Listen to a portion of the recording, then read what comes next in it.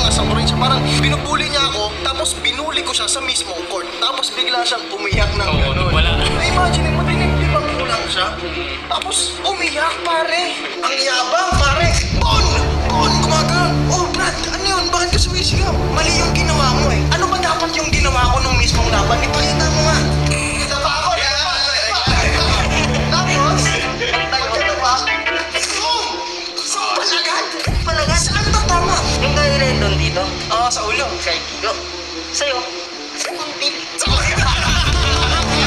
Actually, gusto ko talagang pagtawanan at yung nangyari kagabi kasi it's me bullying Jonah.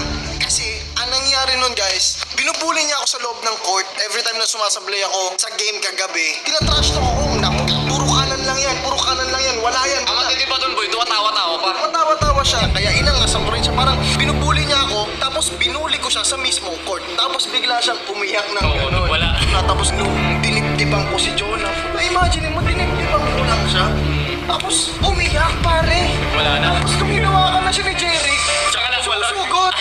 Kung naisip ko lang yung sinabi na itong tropa natin, nasa panin mo agad siya sa content niya. I don't know, talagang magagalit na talagang solid na ang away po namin. No? I-address natin, Kuya MG, ikaw na ang magsabi sa lahat ng tao, sa lahat ng nanonood, lahat ng sumusuporta, kung sino yung umatras at nagsabing basketball na lang at boxing. Kasi naalala nyo Naalala ko yun, boy, naalala ko. in December, nung nagkakaaway kami ni Jonah, ang aya niya sa akin is boxing. Sabi niya, for fun, boxing tayo. Ngayon, pinalagang ko siya. Sabi ko, Kuya MG, give me a date. Si Kuya MG na yung magiging promoter. Siya na yung magbibigay ng lahat ng schedule. Pati yung kung saan kami magbaboxing. Tapos biglang out of nowhere, bigla siyang nagdahilan si Jonah. Alam mo yan, Brad, sinabi mo may sakit ka sa puso. Kaya hindi ka na makakalaban. Tapos biglang basketball na lang. Kasi mahal niya daw yung basketball. Pero nung pinagbigyan ka na sa basketball, Brad, alam mo na yung nangyari. Hingal na hingal ka. Diba?